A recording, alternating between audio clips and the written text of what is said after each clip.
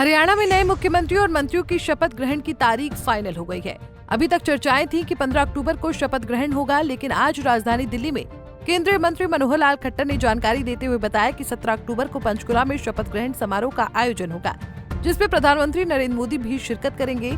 इस मौके पर मनोहर लाल खट्टर ने तीसरी सरकार के कार्यकाल की प्राथमिकताओं पर भी प्रतिक्रिया दी और साथ ही इंडिया गठबंधन समेत राहुल गांधी पर भी जोरदार निशाना साधा।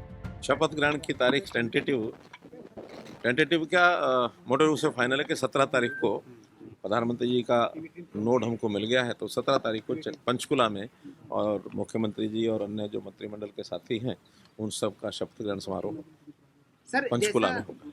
इस तरीके से देखते हैं सर, पहले 100 दिन को लेकर आप क्या उम्मीद करेंगे हरियाणा सरकार से, क्योंकि 9.5 वर्ष तक आपने संभाला, और आप कैसे देखते हैं 100 दिन पहले किस तरीके के रहेंगे हरियाणा के लिए, जो संकल्प रखे गए थे भी उसको लेकर के भी किस तरीके की उम्मीद करते हैं? देखिए, सरकार जब भी होती है, जब भी बनती है, तो उस समय ये सारी चीज़ें मुख्यमंत्री का अपना प्रेरोगेटिव होता है। मुख्यमंत्री अपनी टीम के साथ बैठ करके विचार करते हैं और आगे वो किस प्रकार की योजना बनाएंगे। जनहित में क्योंकि जनता की अपेक्षाएं होती हैं, तो जनता की अपेक्षाओं को पूरा करने के लिए बहुत चीज़ें ऐसी होती हैं जो पहले चल रही होती हैं, उनको पूर्ण करना। बहुत ऐसे नए संकल्प लिए जाते हैं, संकल्प पत्र भी जारी हुआ है, उसके अनुसार जब भी वो बैठ करके तय करेंगे अपने पहले मंत्रिमंडल की बैठक में, मुझे लगता है ज़रूर कोई ना कोई विचार वो आपको देंगे, और जो वो देंगे मान के चलना है कि भारतीय जनता पार्टी की परंपरा रही है, जो कहा है सो किया है, और जो किया है वही बताया है।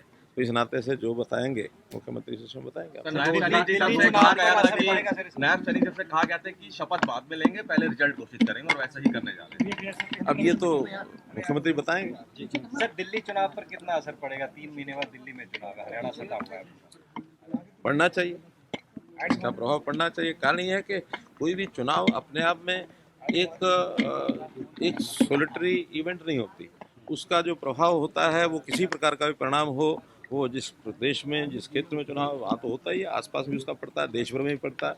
तो जिस प्रकार से हमारे जो विपक्ष के नेता बड़े नहा धोकर मुंह चौपड़ी करके और तैयार बैठे थे कि मैं तो अगला प्रधानमंत्री बनने वाला हूँ, वो हवा तो खिस गई। नहीं, देश के विपक्ष के नेता वो प्रधानमंत्री बनने की भी तैयारियां अभी भी लगे हुए थे, तो उनका तो सफाया हो गया उन उम्मीदों का।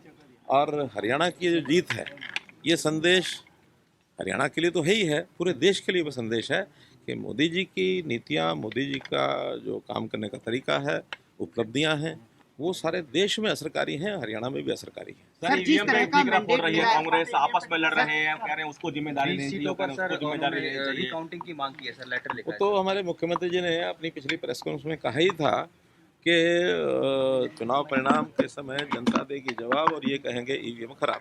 लेकिन अपने नेताओं पे भी प्रश्न उठा रहे हैं। कैप्टन अजय यादव कहते हैं कि कांग्रेस में ओबीसी विभाग एक झुंझुना है, पंजाबी वर्ग, वैश्य वर्ग, इन तमाम चीजों का ध्यान नहीं रखा कांग्रेस ने। उन्होंने अजय यादव ने भूपेंद्र हुड्डा पर प्रश्न उठाया, शमशेर गोगी ने भूपेंद्र हुड्डा पर प्रश्न उठाया, कहीं ना कहीं निशाना भूपेंद्र हुड्डा। ये कोई बहुत नई बात नहीं है, क्योंकि कांग्रेस पार्टी के नेताओं की संस्कृति यही है। वो संस्कृति का उपयोग निरंतर सब करते हैं, कोई इधर का करता है, कोई उधर का करता है, वो लगातार लगे रहते हैं। केवल एक नाम लेने की आवश्यकता नहीं है, सभी नेता इसी प्रकार से एक दूसरे को कटघरे में खड़ा करते हैं, और ये एक सबसे बड़ा कारण है कि जो भारतीय जनता पार्टी की फेवर करता है। सर, सामना में लिखा है कि कांग्रेस ओवर कॉन्फिडेंस सरकार को जिस तरह का मैंडेट मिला है, क्या कैबिनेट का स्वरूप इस बार कुछ बदला हुआ नजर आएगा? मुख्यमंत्री का प्रेरोगेटिव है, वो करेंगे। सर, सामना में लिखा है कि कांग्रेस जो है वो हरियाणा में ओवर कॉन्फिडेंस थी, इसीलिए नतीजे ऐसे आए। क्या दोबारा से एक बार फूट पड़ती दिखाई दे रही गठबंधन में?